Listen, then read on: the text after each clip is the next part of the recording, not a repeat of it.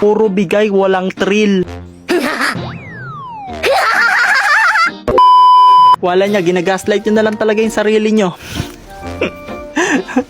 Bakit ba naman kasi, Tito HOK?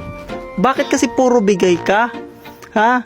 Dapat kasi binubusog-busog mo din kami sa Magic Dust, sa tickets.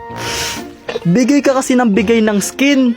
Ayan tuloy, ginagaslight na lang nila tuloy yung sarili nila. Okay lang, nakakasawa, bigay ng bigay eh. Ang boring, panay bigay.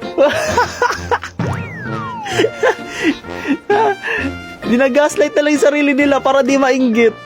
Ay, boring, panay bigay. Ano ba yan, walang thrill. Walang thrill, panay bigay.